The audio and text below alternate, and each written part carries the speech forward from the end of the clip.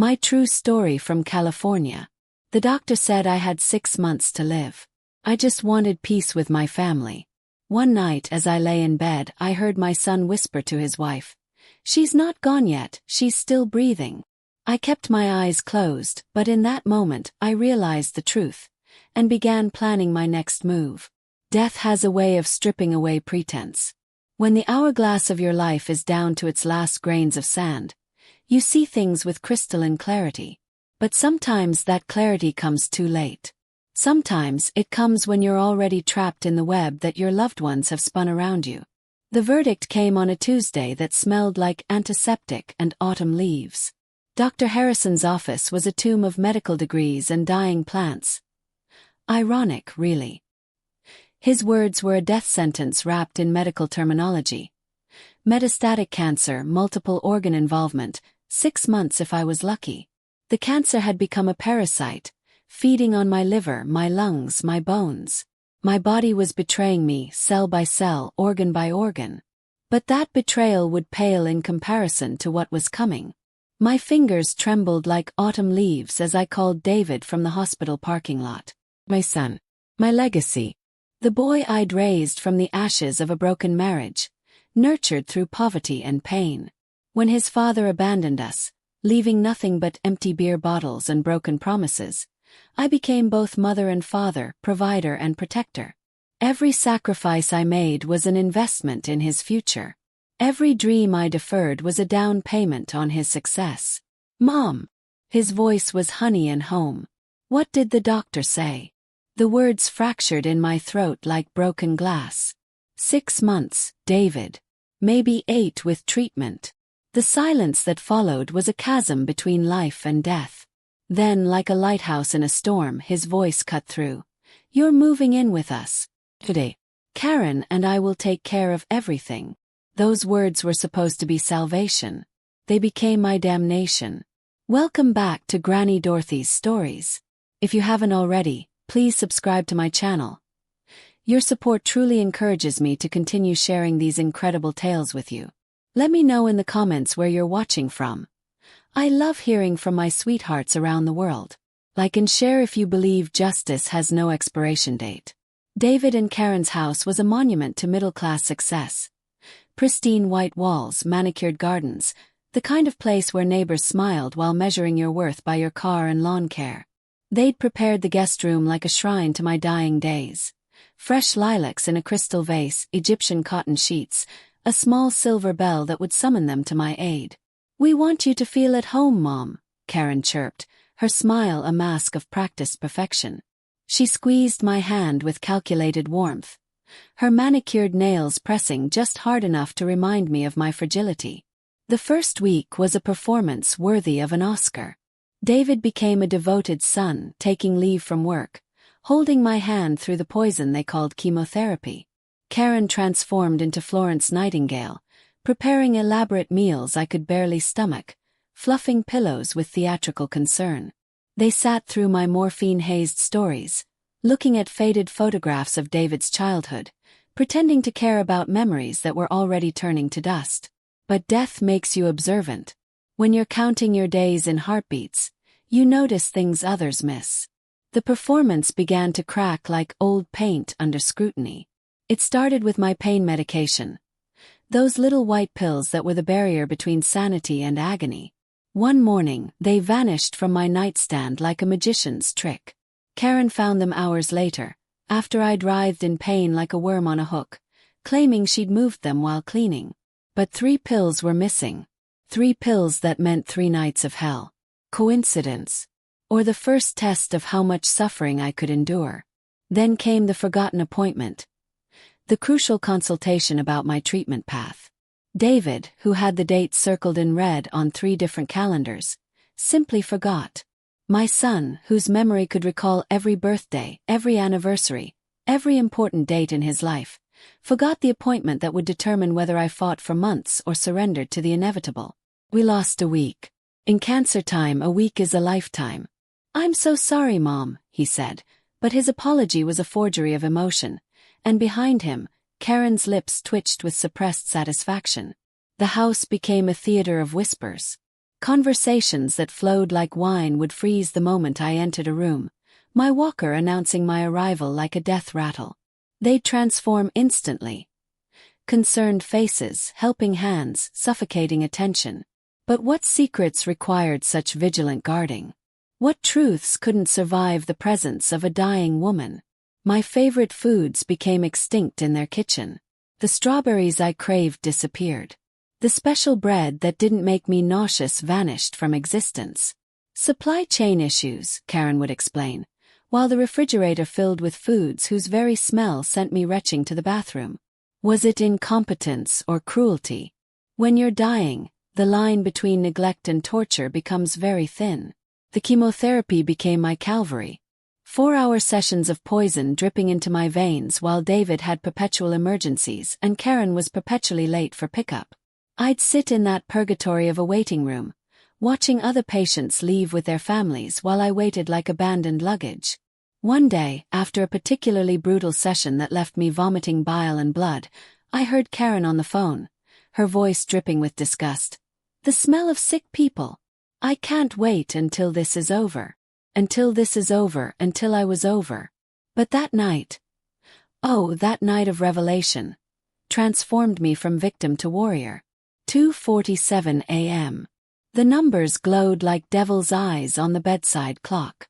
Pain had become my constant companion, gnawing at my bones like rats in the walls. The morphine barely touched it anymore, but I'd been rationing, stretching each prescription because they kept disappearing faster than they should. My throat was a desert, and I needed water to swallow what little medication I had left. The journey down the hallway was a pilgrimage of agony. Each step was a nail through my feet, each breath a knife in my lungs. But I didn't ring that damned bell. I wouldn't give them the satisfaction of my dependence. Then I heard them. Voices in the darkness. Conspirators in the shadow of my dying. How much longer? Karen's voice, stripped of its daytime sweetness, raw with impatience. The doctor said 6 months initially, David calculated. It's been 2, so 4 more maximum. But she's deteriorating faster. I'd say 2, maybe 3 months. 3 months, Karen sighed like a martyr. I don't know if I can pretend that long. Think about the payoff, baby. The insurance alone is $500,000. Payoff. I was a lottery ticket waiting to be scratched. Plus the house, Karen's voice brightened with greed. $400,000 at least. And her savings. $200,000 liquid, $300 in retirement funds. The jewelry, the antiques. We're looking at close to $2 million total. $2 million. My son had done the mathematics of my mortality. They painted their future with my ashes. Beach houses in Florida, European vacations, early retirement. They discussed my death like a business transaction, complained about maintaining their facade for visiting relatives, about the inconvenience of my continued breathing. And then David spoke the words that murdered the mother in me. She's not gone yet. She's still breathing. Not alive. Not fighting. Not surviving. Just breathing. A biological function delaying their payday. Karen laughed. Actually laughed. You sound like you're checking if the turkey's done. They found humor in my heartbeat, comedy in my clinging to life.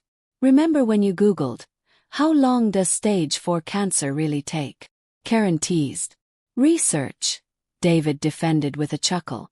And whether insurance pays out faster for home death versus hospice. Then came the revelation that shattered my last illusion. They discussed my daughter Sarah. The daughter I'd disowned 3 years ago when David told me she was a heroin addict, stealing from me to feed her habit. The daughter whose calls I'd ignored, whose letters I'd burned, whose children I'd never met. She was never on drugs, was she? Karen asked. Of course not, David replied casually. But a few planted seeds of doubt, some creative evidence, and suddenly I'm the only heir. Mom cut her out completely. My son had orchestrated my isolation, murdered my relationship with my daughter, built walls of lies around me until he was the only one left to inherit my life's work. Standing in that darkness, I understood the true horror. This wasn't just about money. This was about the systematic destruction of love, the premeditated murder of trust, the calculated cruelty of watching someone who raised you die while counting their assets. But they'd made a fatal error. They assumed I was too weak to fight, too close to death to matter, too drugged to discover their deception. They assumed the cancer had killed my spirit along with my cells. They were wrong. Dead wrong. As I stood in that hallway, something resurrected inside me. The grief crystallized into rage. The despair transformed into determination. I had perhaps 3 months left, but 3 months was enough to burn their carefully constructed plans to ash. Before I continue this story of resurrection and revenge, I need to ask you, have you ever discovered that someone you would die for was actually waiting for you to die? Share your story in the comments below. And if you want to witness how a dying woman destroyed her son's conspiracy, make sure you're subscribed, because what comes next is a masterclass in justice served cold. I returned to my room that night without water, without relief, but with something more powerful than morphine: purpose. I lay in that bed, staring at the ceiling, architecting their destruction. By dawn I had a blueprint for revenge.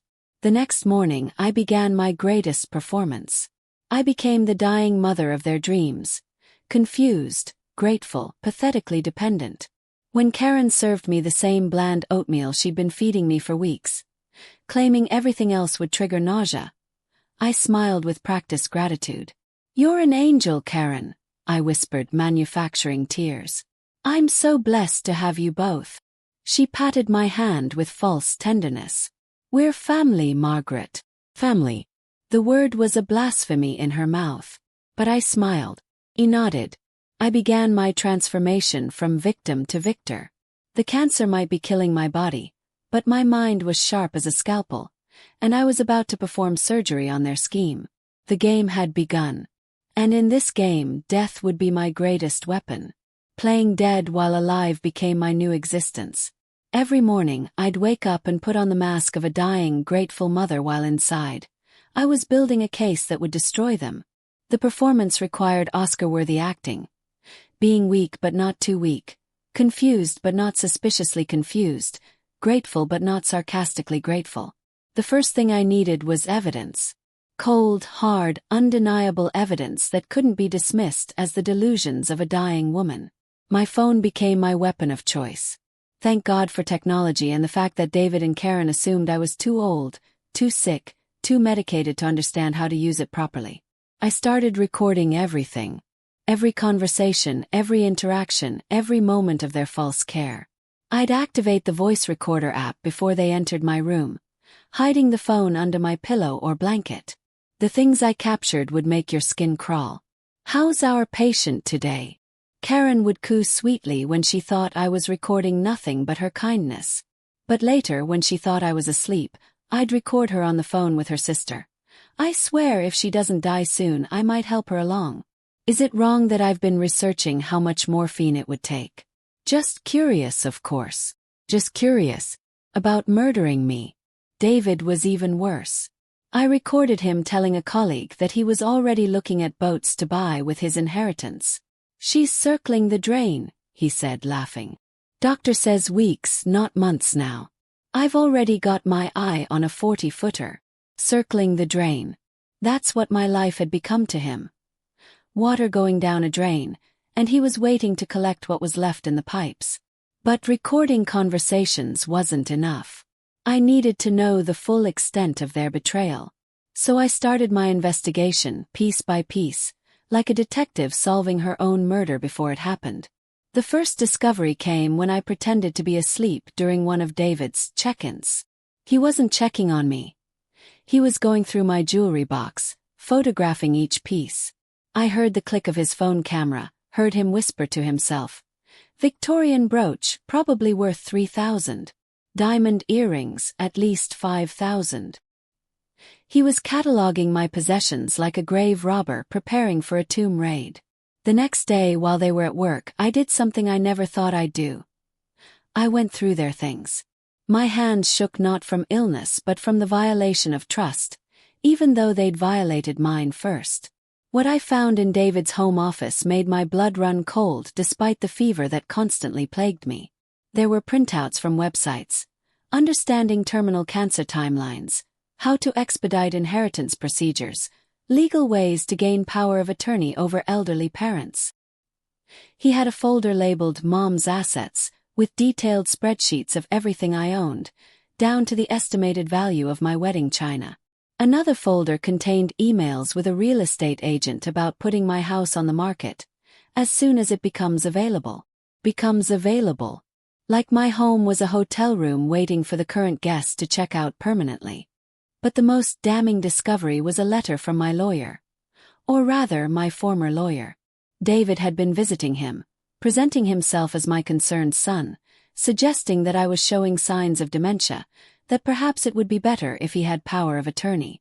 The lawyer, thankfully, had refused without my consent, but the letter documented David's attempts to legally steal my agency while I was still breathing. Then I found the receipts that broke my heart all over again.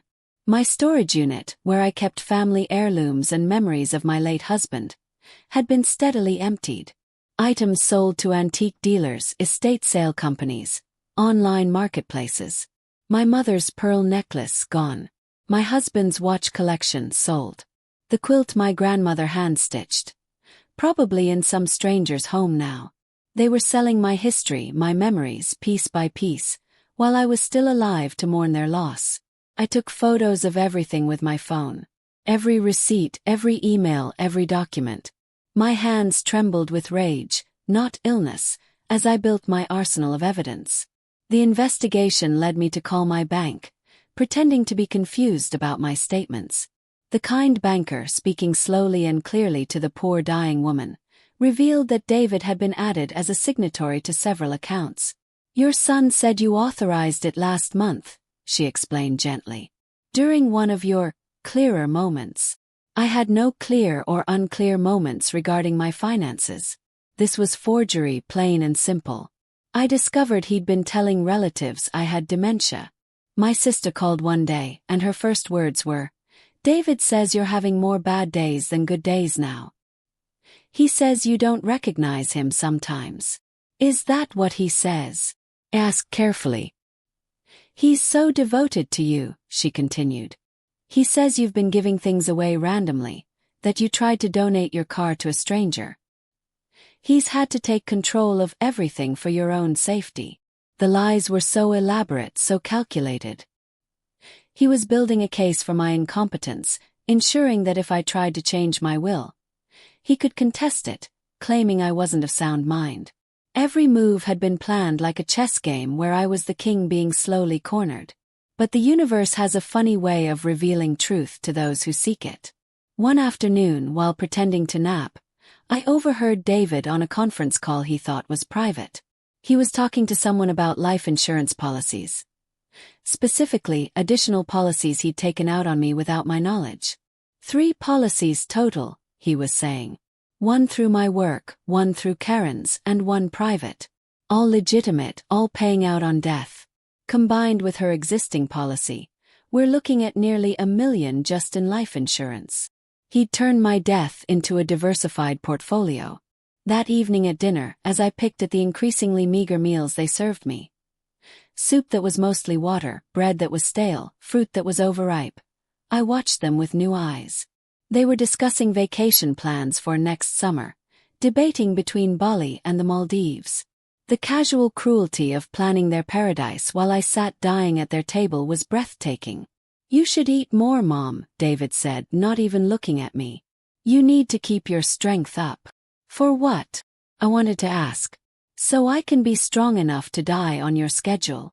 But I smiled and took another spoonful of the worthless soup. The final piece of my investigation came when I decided to test exactly how far they'd go. I started hiding my pain medication, claiming I'd lost it, asking for help finding it. They'd barely pretend to look before declaring it truly lost. Then, miraculously, Karen would find a couple of pills. Never the full amount, just enough to keep me from calling the doctor. They were controlling my pain medication, rationing my relief, keeping me weak but not comfortable. It was torture designed to look like care. One night, in agony from the withheld medication, I crawled to their bedroom door. I needed to know if there were any lines they wouldn't cross. I heard them inside, and Karen was saying, "What if we increased her morphine just a little? Not enough to, you know, but enough to keep her more sedated. She's getting too observant lately." "We can't risk it," David replied. "Any suspicious death and the insurance companies investigate. We need this to be natural. Just keep doing what we're doing. She's getting weaker every day." They were discussing my murder, but they were too cowardly to commit it. They wanted me to die on schedule, but not by their hands. They wanted money without guilt, inheritance without crime. But they'd already committed crimes: theft, fraud, elder abuse, attempted murder of the soul if not the body. And I had evidence of all of it. The next morning I made a decision that would change everything. I needed an ally. I needed someone who could help me fight back. And I knew exactly who to call, even though it would mean confronting the biggest lie David had ever told. I waited until they left for work, then, with shaking fingers, I dialed a number I hadn't called in 3 years. The phone rang once, twice, 3 times. I was about to hang up when a voice answered. A voice that brought tears to my eyes. "Hello, Sarah," I whispered. "It's Mom." The silence that followed was deafening. Then a sob. "Mom, is it really you?" "Yes, baby. I'm dying and I need your help. Everything David told me about you was a lie, wasn't it?" "Mom, I tried to tell you. I wrote letters, I called, I even came to the house, but David—" "I know," I interrupted. "I know everything now. And I need you to help me make this right. Can you come see me? But it has to be secret. David and Karen can't know." "Mom, are you in danger?" I looked around the guest room that had become my prison, thought about the stolen medication, the sold heirlooms, the plots and plans I'd overheard. "Yes," I said simply. "I'm in terrible danger. But not for much longer. Because we're going to turn the tables on them. Are you with me?" "I'll be there tomorrow," Sarah said without hesitation. "Just tell me when and where." As I hung up the phone, I felt something I hadn't felt since my diagnosis. Hope. Not hope for survival, but hope for justice. Hope for redemption. Hope that my death might mean something more than a payday for 2 people who had forgotten how to love. The investigation phase was over. Now it was time for war. Have you ever had to investigate your own family to protect yourself? Share your story in the comments below. And hit that subscribe button if you want to hear how Sarah and I planned the ultimate revenge. Sarah arrived at the park 3 blocks from David's house at exactly 2 p.m. the next day. I told David and Karen I needed fresh air, that I wanted to sit in the park and feed the birds one last time. They'd exchanged one of those looks. The ones that said, "Let the dying woman have her delusions." And Karen had dropped me off with my walker and a promise to return in an hour. When I saw Sarah walking toward me, 3 years of lies melted away. She looked older, tired, but her eyes, those were still my daughter's eyes, full of love despite everything I'd done to her. She sat beside me on the bench, and for a moment neither of us spoke. "You look," she started, then stopped, unable to lie. "Like death," I finished for her. "'Cause I am. Pancreatic cancer, stage 4. 3 months left, maybe less." "Mom, I'm so sorry." "No," I cut her off. "I'm the one who's sorry. David told me you were on drugs, that you'd stolen from me, that you were dangerous to be around. He showed me evidence. Photos of you looking disheveled, stories about money missing from my purse when you visited. I believed him. God forgive me, I believed my son over my daughter." Sarah's eyes filled with tears. "The photos were from when I had the flu. The money was never missing, he took it and blamed me." "Mom," I tried to explain, "but you'd already changed your will, already cut me off." "He'd won." "Not yet, he hasn't," I said, pulling out my phone. "Listen to this." I played her the recordings. David calculating my worth, Karen researching morphine overdoses, the 2 of them planning their post-death paradise. I showed her the photos of the documents, the evidence of theft and fraud. Sarah's face went from shocked to horrified to furious. "We're calling the police," she said, pulling out her own phone.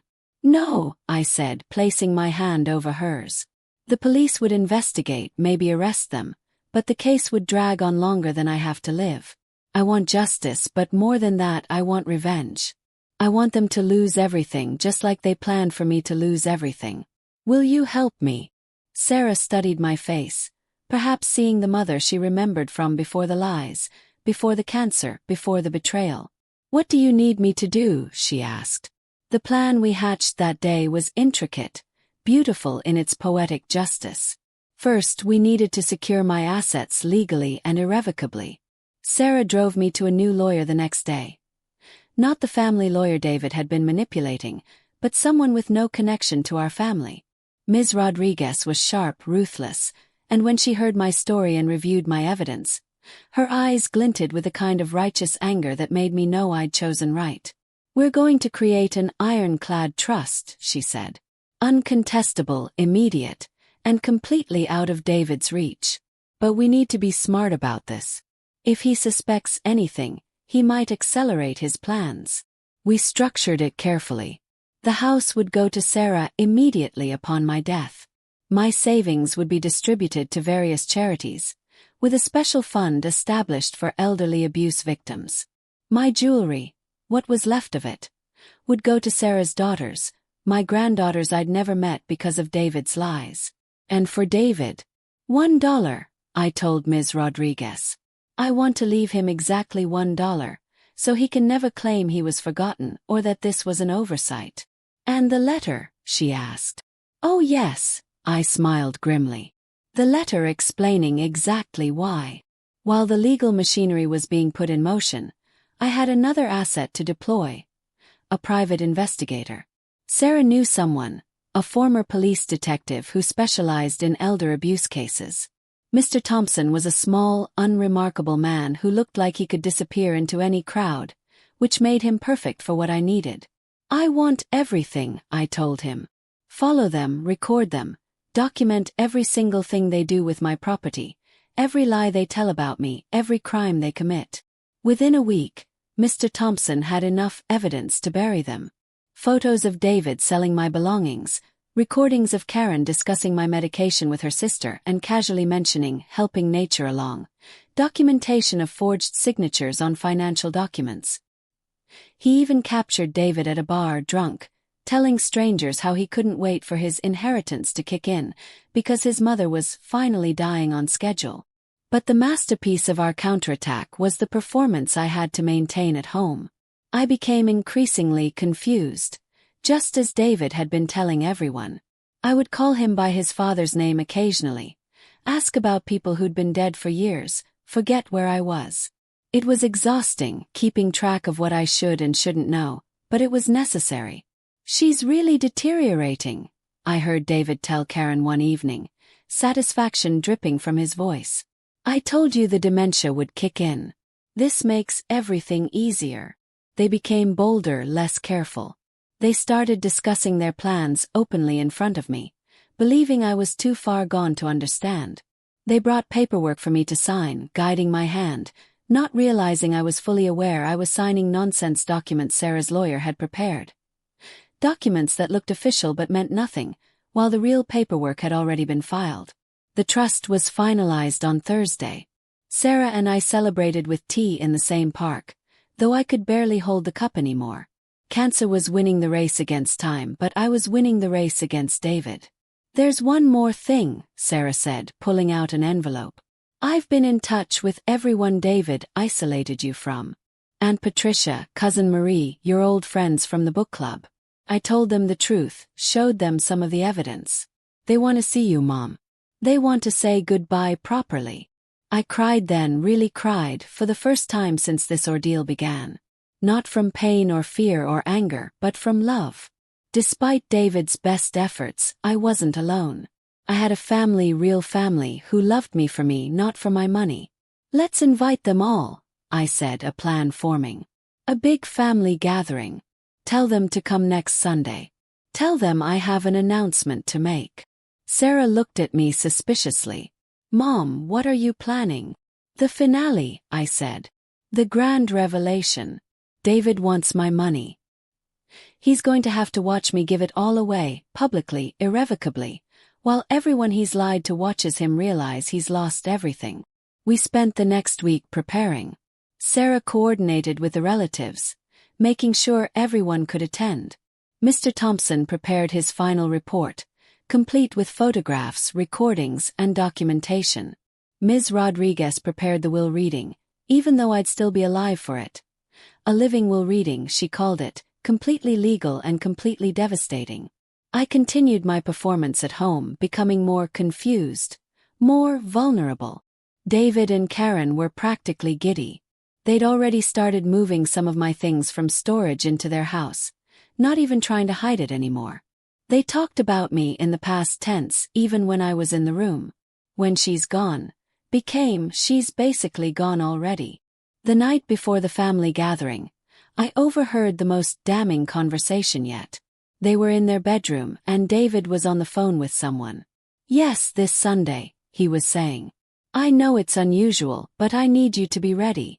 The moment she passes, I want the house on the market. I don't care if her body's still warm, I want that sign in the yard." A real estate agent. He was scheduling the sale of my house for the moment of my death.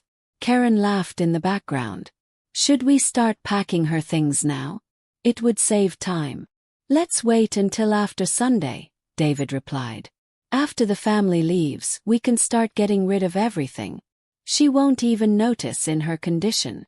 They had no idea that Sunday would be the day their world collapsed. The irony was delicious. They thought it would be a farewell tour, a chance for everyone to say goodbye to the dying matriarch before David inherited everything. Instead, it would be their judgment day. I lay in bed that night, not sleeping, just thinking. Thinking about the boy David used to be, the one who brought me dandelions and called them flowers, who cried when his goldfish died, who promised he'd take care of me when I was old. When had that boy died? When had he been replaced by this stranger who saw me as nothing more than a bank account with a pulse? But then I thought about Sarah, about the daughter I'd wronged, who still came when I called, who still loved me despite everything. I thought about the granddaughters I'd meet tomorrow for the first time in 3 years. I thought about the justice that was about to be served. The cancer might be killing my body, but tomorrow I would kill David and Karen's dreams. And unlike my death, which would be mourned by those who truly loved me, their dreams would die unmourned, unlamented, and unknown except by those who would gather to witness their destruction. Tomorrow will be glorious. Tell me, have you ever had to plan something in secret while pretending everything was normal? Share your experience below. And don't forget to subscribe to hear about the epic family gathering where everything was revealed. Sunday arrived dressed in sunshine and justice. I woke early, my body racked with pain but my spirit soaring with anticipation. Today was the day David's house of cards would collapse, and I had a front row seat to the destruction. Karen helped me dress, her fake concern almost laughable now that I knew the truth. "Such a special day," she cooed, choosing my best dress, probably calculating its resale value as she zipped it up. "All the family are coming to see you." David arranged everything. If only she knew what had really been arranged. They'd set up the living room like a wake for someone still breathing. Chairs arranged in a semicircle, tissues strategically placed, even soft music playing in the background. It was a premature memorial service, and I was expected to be the grateful corpse in waiting. The family started arriving at 2 o'clock. First came my sister Patricia, who David had told I was too confused to recognize anyone. Her eyes widened when I greeted her by name, hugged her and whispered, "Wait for the show." Then came cousins, old friends, neighbors David had been preparing for my imminent demise. Each one had been fed a different story about my condition, my mental state, my final wishes. Each one looked confused when I greeted them clearly, warmly, and completely lucid. But the moment that stopped my heart in the best way was when Sarah walked in with her family. Her husband, whom I'd never met. Her 2 daughters. My granddaughters. Aged 7 and 5, beautiful little girls with my eyes and Sarah's smile. David's face went white when he saw them. "Sarah," he stammered. "What are you doing here?" "I invited her," I said clearly, strongly, my voice cutting through his shock. I invited my daughter and her family to hear what I have to say. Karen grabbed David's arm, her nails digging in. I could see the panic in her eyes. The script wasn't going as planned. The dying woman wasn't playing her part. Once everyone was seated, I stood. Yes, I stood. Without the walker. Without help. The pain was excruciating, but adrenaline is a powerful drug, and I had enough flowing through me to fuel a marathon. Thank you all for coming, I began, my voice clear and strong. I know David told you this was a farewell gathering, a chance to say goodbye before I slip away into the fog of dementia and death. David started to stand. Mom, you should sit down. You're confused. Sit down, David, I commanded, and something in my voice made him obey. I'm dying, yes. The cancer is real. Have weeks, maybe days left. But my mind. I tapped my temple. My mind is perfectly clear. It's been clear this whole time. Clear enough to see exactly what's been happening in this house. The room was silent, everyone leaning forward. Sarah moved to stand beside me, a silent pillar of support. David and Karen have been wonderful caregivers, I continued, sarcasm dripping from every word. So wonderful that they've already started selling my belongings. So caring that they've been documenting my assets, planning their post-death vacations, discussing how many weeks I have left like they're counting down to Christmas. Mom! David's face was red now. You're having an episode. Everyone, she's been having these delusions. Delusions. Pulled out my phone. Let's see what everyone thinks of these delusions. I played the recording. David's voice filled the room. She's not gone yet. She's still breathing. Then Karen. The insurance alone is worth $500K. Then David again. 3 months max. We just have to wait. The room gasped collectively. My sister covered her mouth in horror. Cousins looked at David with disgust. But I wasn't done. Mr. Thompson, I called out, and the private investigator entered from the kitchen where he'd been waiting. Would you please share your findings? Mr. Thompson, in his quiet, methodical way, laid out everything. The photos of David selling my jewelry, the forged documents, the deleted bank transfers, the life insurance policies taken out without my knowledge. Each piece of evidence was another nail in the coffin of David's deception. David stood up, his face purple with rage. This is entrapment. This is illegal. You can't record people without their consent. Actually, Ms. Rodriguez said, entering the room with perfect timing. In this state, only one party needs to consent to recording, and your mother consented to recording in her own home. Everything is perfectly legal. Unlike the fraud and elder abuse you've committed. Who the hell are you? Karen shrieked. I'm Mrs. Margaret's attorney. Ms. Rodriguez smiled coldly. And I'm here to read her living will and testament, which was updated last week while she was completely lucid and in the presence of witnesses, including a medical professional who certified her mental competence. You can't do this. David was desperate now. I'm her son. I'm her only son. I've been taking care of her. Taking care of me. I laughed, but it was a bitter sound. You've been torturing me, David. Withholding pain medication, feeding me scraps, isolating me from family, stealing from me while I'm still alive to see it. You turned me against Sarah with lies, destroyed my relationship with my daughter so you could be the sole beneficiary of my death. I turned to Sarah. Show them. Sarah opened her laptop, displaying a spreadsheet David had created, titled Mom's Death Timeline and Asset Distribution. It was all there in black and white. His calculations, his plans, his impatience with my continued existence. The room erupted. Patricia was crying. Cousins were shouting at David. His own aunt called him a monster. Through it all, Karen sat frozen, her perfectly made-up face cracking like a mask. Now, I said, raising my voice over the chaos, let me tell you what's going to happen. Ms. Rodriguez, please read the will. Ms. Rodriguez cleared her throat. To my son, David Michael Harrison, I leave the sum of $1, representing the value he placed on my life beyond my monetary worth. This token is given so he can never claim he was forgotten or overlooked. David's face went from purple to white. $1. The house, Ms. Rodriguez continued, goes to my daughter, Sarah Elizabeth Morrison, along with all remaining jewelry and personal effects that haven't been illegally sold by David Harrison. You bitch!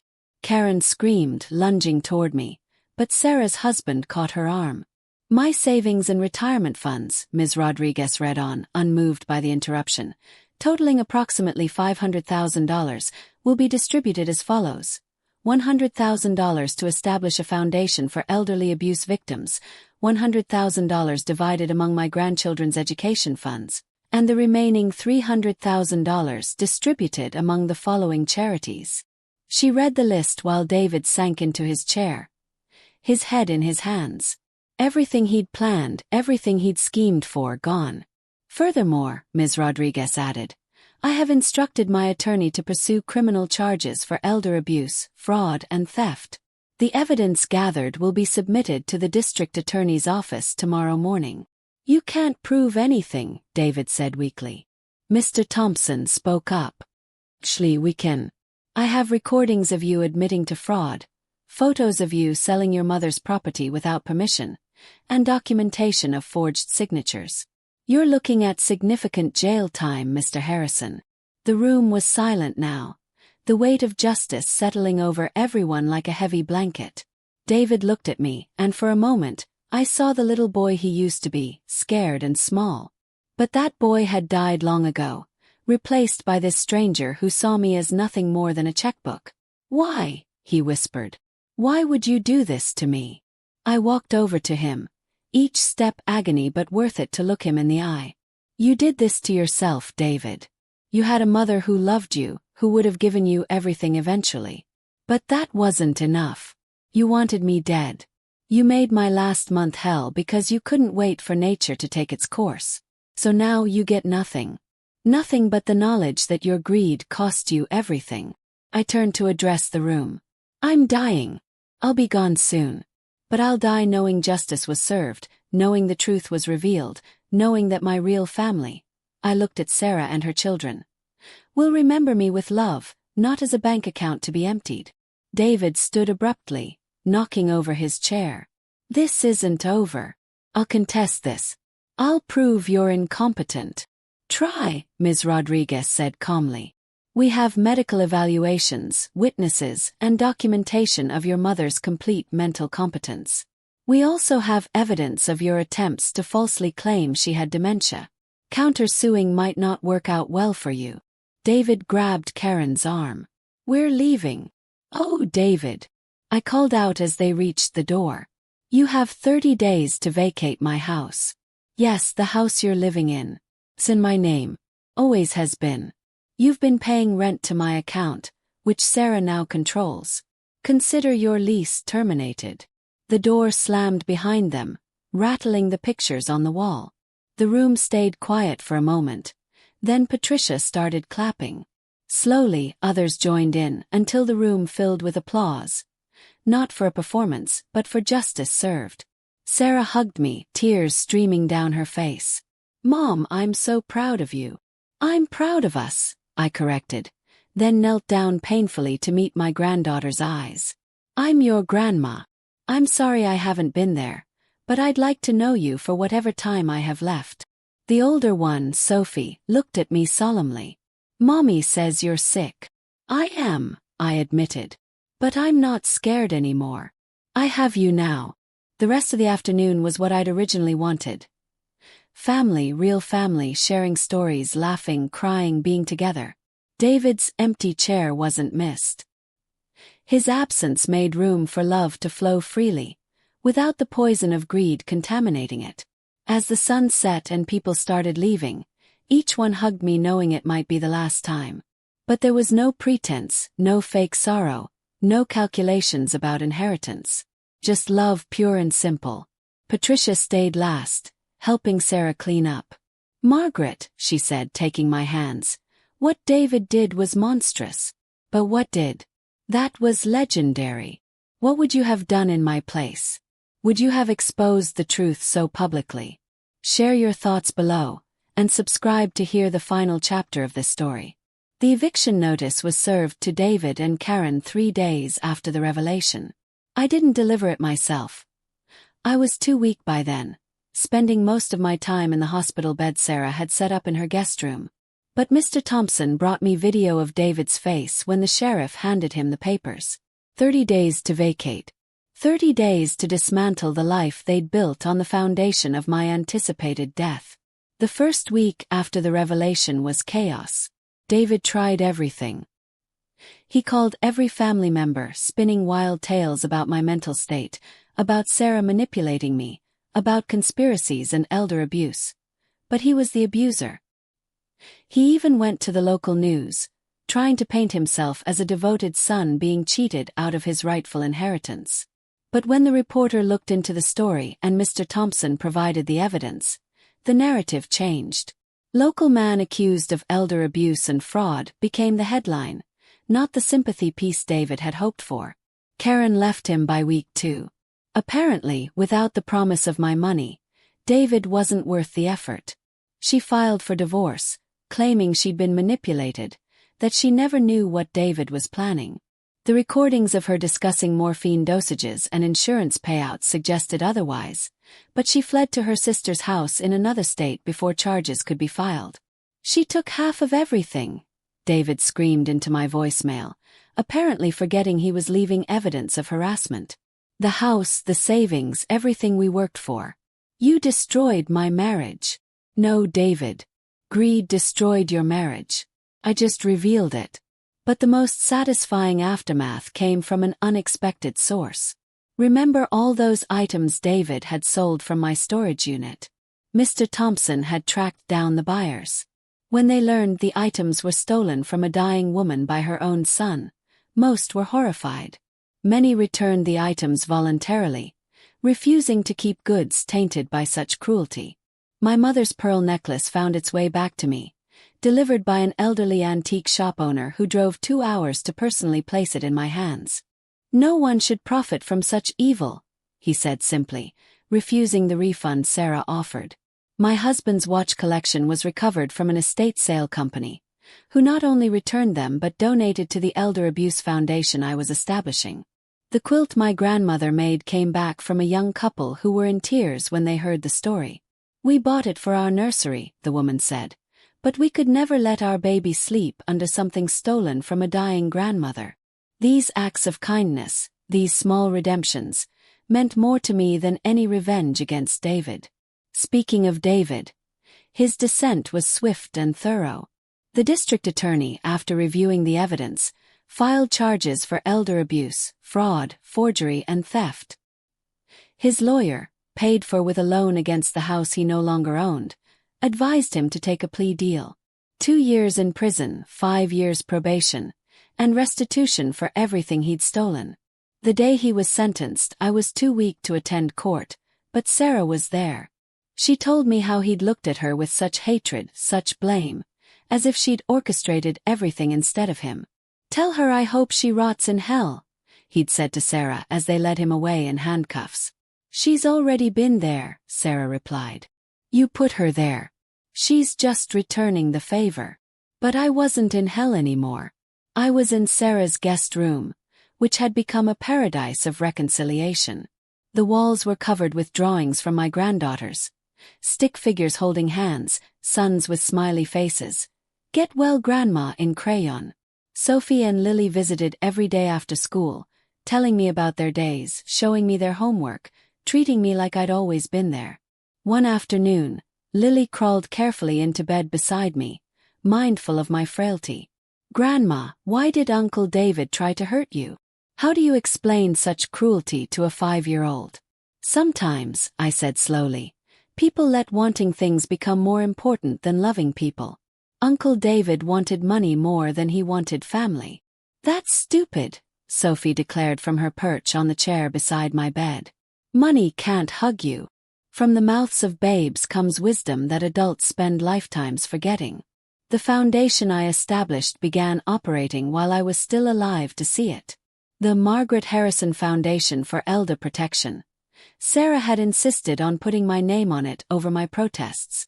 The first case we took was a widow whose daughter-in-law was slowly poisoning her with unnecessary medications to hasten her death. The second was a man whose son had convinced him he had Alzheimer's when he didn't, isolating him from friends and family while draining his accounts. "You've started something important," Ms. Rodriguez told me during one of her visits. "Elder abuse is so underreported, so hidden. Your story is giving others courage to speak up. If you've stayed with me until now, remember this: silence protects the abuser. Truth saves the victim." Thank you for listening. And if you want to hear more stories like this, subscribe now.